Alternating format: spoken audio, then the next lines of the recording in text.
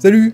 Aujourd'hui, on se retrouve pour l'épreuve du plateau rapide. Première étape, le freinage d'urgence. Comme vous le voyez sur cette fiche, c'est plutôt simple. Il suffit tout simplement de monter tout droit jusqu'au demi-tour, de faire votre demi-tour, mais ça vous le réussirez, j'en suis sûr, parce que vous êtes doué. Ensuite, vous repartez dans l'autre sens, et à partir de la ligne C6, vous devez être à 50 km/h. Et une fois que vous avez passé cette ligne avec la moitié de la moto, vous sautez sur les freins comme un goret, vous inquiétez pas, de toute façon, il y a l'ABS pour vous protéger. Et après avoir sauté sur les freins, forcément, faut vous arrêter avant la ligne C5 si le terrain est sec, et si le terrain est mouillé, avant la ligne C4. Pour avoir essayé à 70 sous la pluie, on peut s'arrêter avant la ligne C5, donc sautez sur les freins, n'ayez pas peur. Par contre, n'oubliez pas, il ne faut pas rétrograder pendant ce freinage, c'est un freinage d'urgence, et en général, quand c'est un freinage d'urgence, on va pas prendre le temps de rétrograder. Ensuite, on passe au slalom évitement, c'est un tout petit peu plus compliqué, mais pas tellement non plus. Déjà, vous partez, vous commencez votre slalom d'un sens ou de l'autre selon la fiche choisie au départ. Vous devez être au niveau de la ligne C7 à 40 km/h minimum, donc en plein slalom. Une fois arrivé au dernier plot du slalom,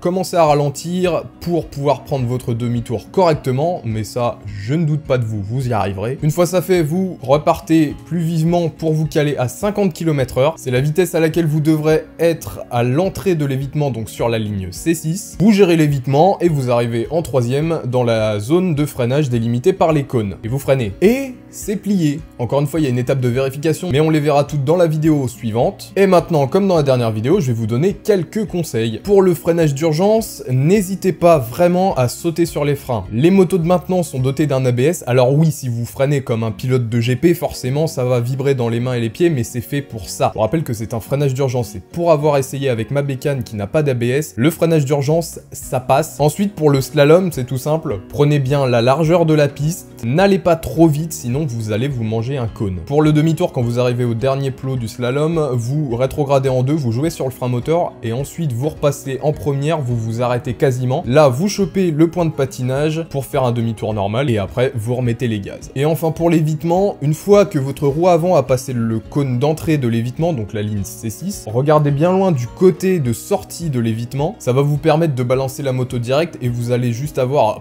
forcer un tout petit peu, et vous allez sortir. Ne vous inquiétez pas si vous êtes trop large, après vous avez le temps de vous remettre dans l'axe de la zone de freinage. Et justement pour l'évitement, n'oubliez surtout pas de vous caler le plus possible à droite ou à gauche selon le côté de l'évitement, vers l'extérieur de la piste, ça vous permettra d'avoir un angle de dégagement plus important et ce sera beaucoup plus pratique et vous toucherez pas les cônes. Voilà, c'est fait, les épreuves pratiques sont maintenant terminées et vous allez pouvoir passer aux fiches. Et là, ça va me refaire du taf parce que je vais faire une vidéo par fiche, du coup jusqu'au 31 décembre, tous les samedis, vous aurez une vidéo par fiche. Et donc jusqu'à la fin de l'année, on va en bouffer de la théorie. Je remercie encore une fois HB Formation, Steph et les élèves pour leur disponibilité. Partagez en masse la playlist à vos amis qui veulent passer le permis moto, lâchez un petit like, n'hésitez pas non plus à commenter si vous avez besoin de conseils ou autre. On se retrouve la semaine prochaine pour la vidéo sur les vérifications, d'ici là, prenez soin de vous, ciao and ride safe.